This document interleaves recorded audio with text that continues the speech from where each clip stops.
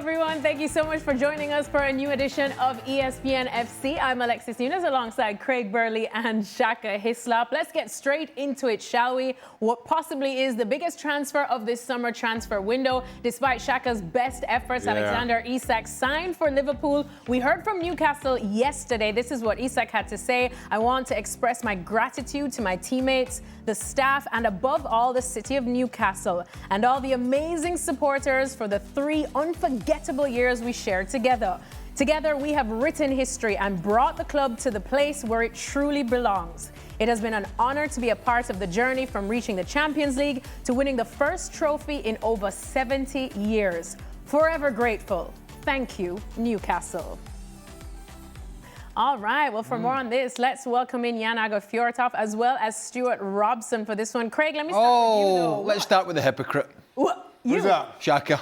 No. What did I say? I just said that. No. I mean, spare me the statements. Just spare me. Just go. Everybody knows how you've acted. Everybody knows what you wanted. Everybody knows what you have got. But spare us the sob story, because the Newcastle fans don't care. In fact, they'll despise him now. Am I right in saying that, Shaq? Absolutely. When he turns back up there for Liverpool, he is going to get it. Now, he probably won't care. Like most of us, we don't care if we get stick from opposing fans or former clubs. It's part and parcel. But spare me this statement that is going to sort of wash away some of the nonsense that he has been part of during the summer. He's got his move.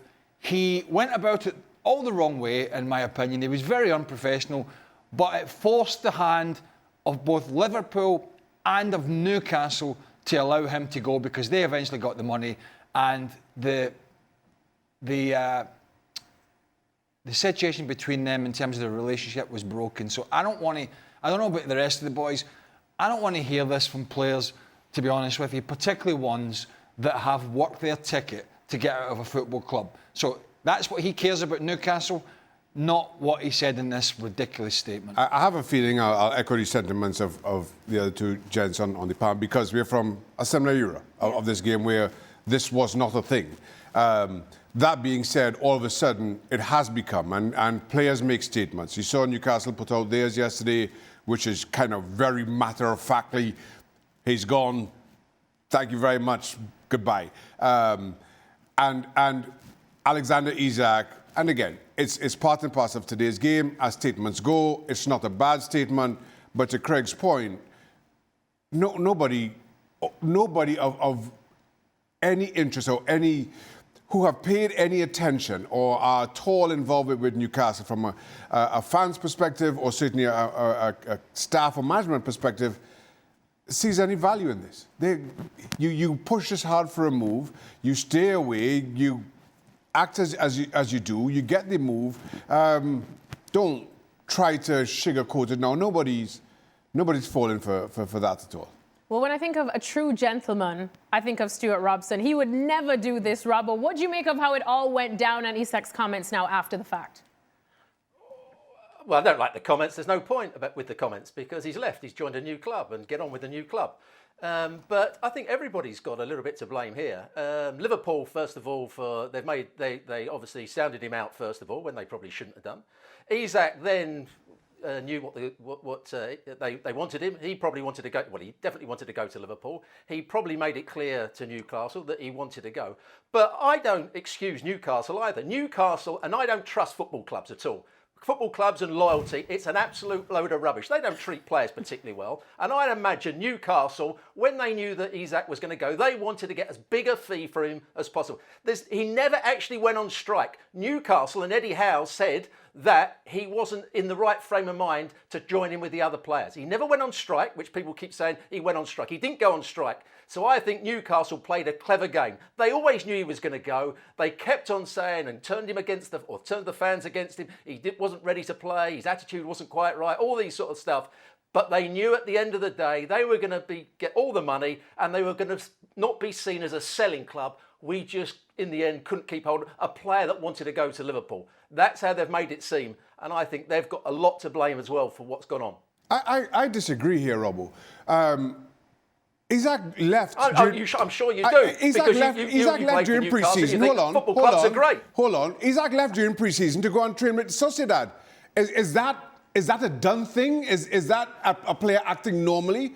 I don't understand. Because Newcastle didn't want him to train with them. Because Newcastle wanted to get rid of him. They knew they wanted to get as much money as they possibly could. Which is right. He's got 3 years to go. Didn't allow him to train. Which is if you couldn't train with Newcastle, Newcastle wanting as much money as they could get is their right. He's got 3 years left in a contract. That's why players and clubs sign contracts. No, I'm with you.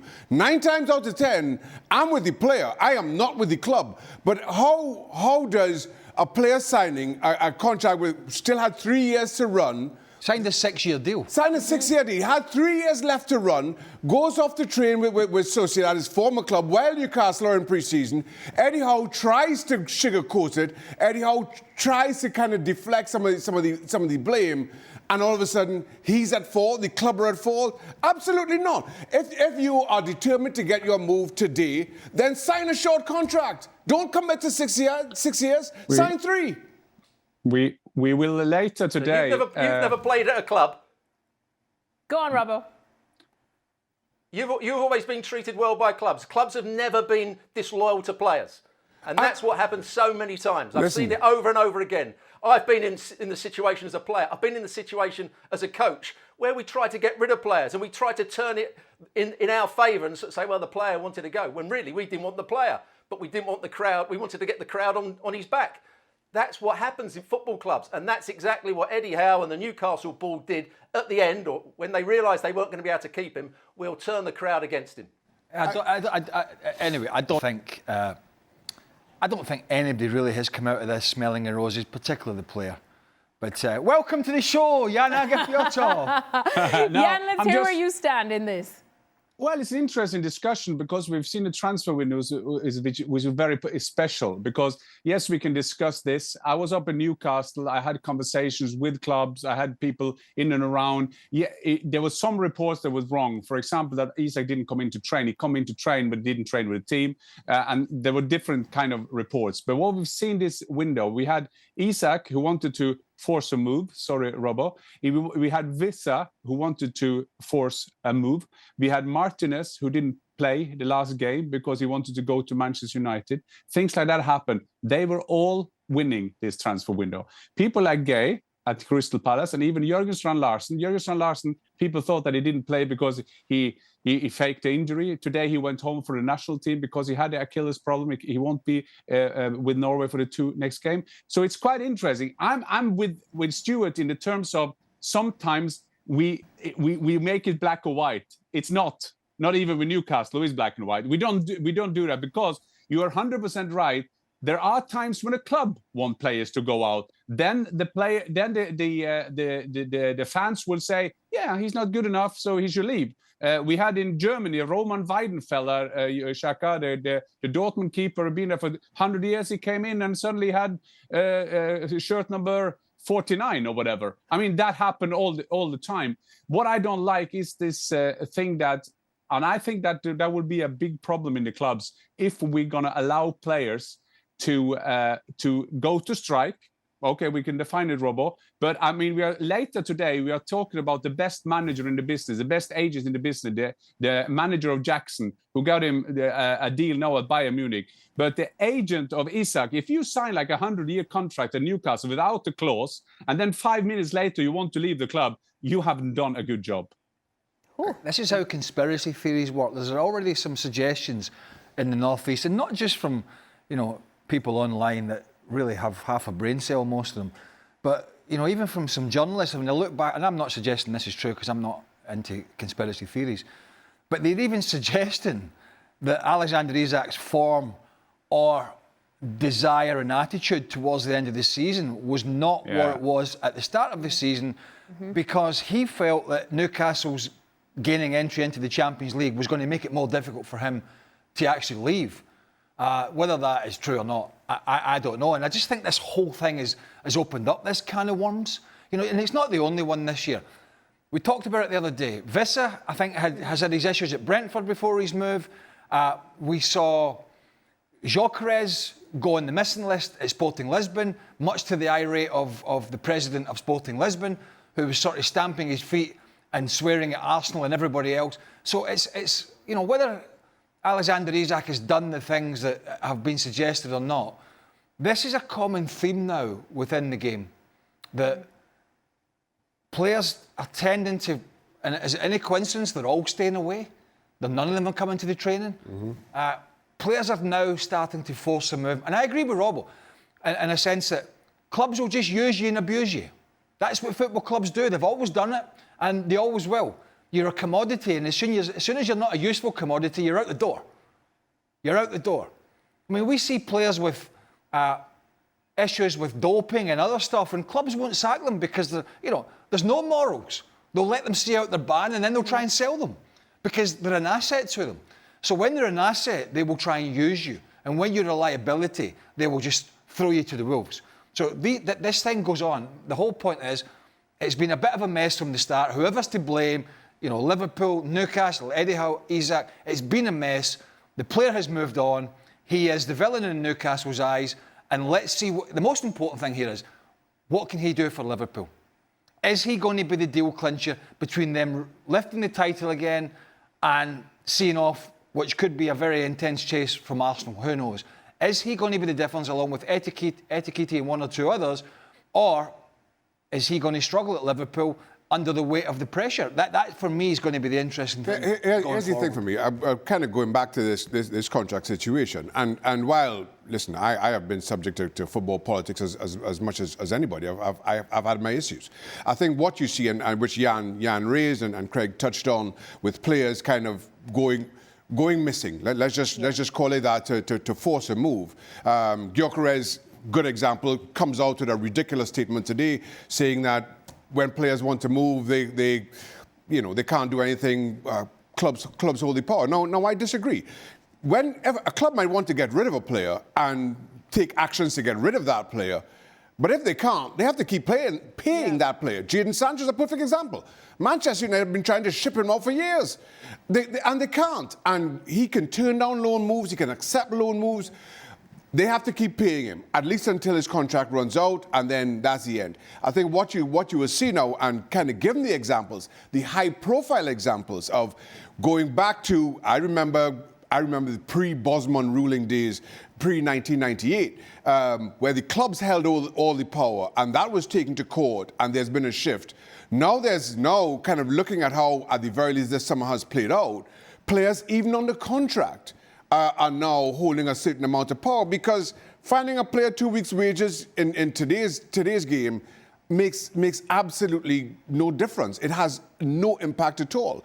So now, if I'm running a football club and I'm signing a big-name player or spending a lot of money on a player, there'll be clauses in there about their actions if they stay away, their actions if they don't show up for training or they're unexcused, that will put the power back in my hands. So either clubs take that responsibility up themselves, or the league or the law courts need to do something. You go back to that Bosman ruling, which changed the whole face of how players were treated and how players came and went under the European Union and under European law of I don't know exactly what the terminology is, but employment rights. And when your contract used to finish, as the boys will all know, your contract was up at a club, the club still held your registration. Yeah. And the Bosman ruling changed that. And for example, yesterday we saw a scenario with Mark Gay possibly going to Liverpool. And this is the sort of juxtaposition that players, clubs and managers are in. Mark Gay, one of the best defenders in the Premier League, certainly one of Palace's best players, has 1 year left in his contract. Crystal Palace are sitting on 35 million, but Oliver Glasner's saying, I'm going to walk out here. If you don't get me a replacement and you sell Mark Gay, I'm going to walk out. So the player has certain amounts of power now. The trouble is when you sign a 6-year contract with no get-out clause, as Alexander Isak did, it can become as messy as it has. Right, well, we're going to press on now because I haven't seen Shaka this fired up since they stopped serving soup at the cafeteria here on Sundays. Robbo, I'm going to come to you now because Craig brought it up. The next question is for Liverpool. How does Alexander Isak fit into their tactics, fit into Arne Slot's 11? Walk us through how you see him fitting into the 11. Well, if you've just paid 125 million for a player, you've got to play him in the position that he wants to play. So he would be the out-and-out centre-forward, I would say. They need more from Wirtz playing in behind him. He hasn't really got going so far. I would stick with Gakpo on the left-hand side and Salah on the right-hand side, and that midfielder McAllister and Gravenberch. But Isak will be the out-and-out striker. He's the player that can run in behind, he can hold up the play when he needs to, he can be clever with his movement. But is he the, finished product? Is he the player that everybody says he is at £125 million? I'm not sure he is. We saw him at Real Sociedad on many, many occasions, Craig as well, when we do La Liga. And you say, yeah, a good striker, he's got a little bit of pace, but you would never have said that in 3 years' time or two and a half years' time, he'd be going to Liverpool for £125 million. He's still got a lot to prove, I would say. So that begs the question, Jan. Ekitike comes in after that really good spell at Frankfurt, after his bad spell at PSG. He's looked lively. I mean, he didn't have a great game at the weekend, but both strikers, Gyökeres and him, were really isolated. But he's looked sharp early on, particularly in the Community Shield and the game against Bournemouth and so forth. Did you see him in Germany do anything else but play through the middle? Or has he got some flexibility there that Arne Slot can utilise? Yes, he has, Craig, and it's a good question because Ekitike, he played that in Frankfurt as well, because when he had Marmoush there, he had to play differently. Remember, Eintracht Frankfurt last January lost Marmoush in January. That is point one. And point two, remember back in the days when Liverpool and Newcastle tried both to get Ekitike, and people thought that if Ekitike goes to Newcastle, Liverpool will get Isak earlier. And now we find themselves in the same club. And if, boys, I'm not sure about you, but I will say those are the two strikers who are most similar in the top leagues, Ekitike and Isak, which is interesting. And I think that it talks a bit about the confidence of Liverpool, but also the confidence of Slot, that he feels he can manage them. I think he can, because he showed that last season. So I think that if you're gonna say someone else is the favorite to win the Premier League now, you have to be very early up in the morning, because you need to argue good. I mean, it's interesting because it is a big call for Arne Slot, because, Gakpo, I like Gakpo. I think a lot of people like him. I think Slot, he's done a really good job on that left-hand side. He's not obviously an out-and-out winger like Salah on the other side. He likes to drift in. He's great at getting in at the back post for balls in, for headers and goal scoring at that back post. He's very adept at that. He's very physical. He can also drop back in the midfield and do a job there because of his physicality. So it is a big call for Arne Slot, because that's a facet of the team that's worked particularly well. I'm not suggesting Ekitike won't go out there and do a good job. He's a different type of player to Gakpo. He's more of a goal scorer. He's more of a front man. Gakpo's a little bit of a hybrid between the middle of the park and the wide position. So that's going to be a big call. Look, they say you can never have too many good players, but I think managing them sometimes and trying to shoehorn them into the team is the difficult part. And I think it's going to be a lot more difficult for Arne Slot this year than last year. Last year, it was just momentum, and maybe that was why towards the end of the season, the Champions League and the Premier League, they sort of fell off a cliff a little bit. They'd already done the hard work. They'd won the league, but their performances dipped. And I think that was potentially because a lot of the players had played a lot of games. So he maybe didn't have that problem last year in terms of rotating as much. He's going to have that to deal with. He's going to have more decisions to make this year on a weekly basis about who plays, who starts, and where they start. And that's a different type of headache, because he pretty much put that side in the first 6 months of the season last year when they were brilliant. He pretty much put the 11 out and went, right, lads, on you go. And they did a great job for him. This year, with all the signings, it's a different headache. And while he was able to put out that 11 fairly consistently last season, injuries didn't have a significant impact in Liverpool's title run last season. No manager just kind of relies on where we're going to be fit throughout. We are going to be able to call on the same 11 or same 15 or whatever it may be all season long. So I think Liverpool and Arne Slot have done a very good job in certainly bolstering the squad and giving significant option in every single position. Now, I for one, I don't see Ekitike drifting out to the left-hand side. Maybe he can go there and pick up a ball or two, but to start him out to the left, I don't see it. I think he was signed always with the intention of playing through the middle and more as support, more as an option for Alexander Isak, as Liverpool expected to get him earlier in the summer. But then all of a sudden, he just started the season like a house on fire. Yeah.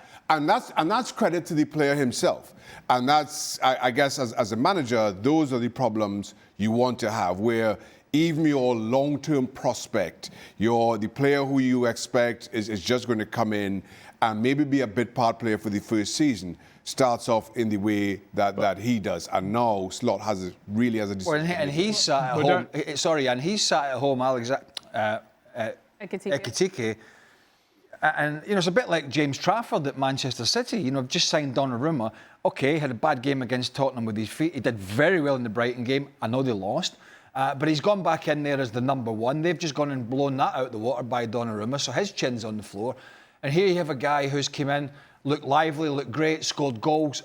And they spend the best part of 150 million on a striker, which I'm sure he was aware was going to happen. But it doesn't make it any easier, particularly when you've started the season as well as he has. And I'm sure Andy Slot's talked to him about his plans and what he's going to do.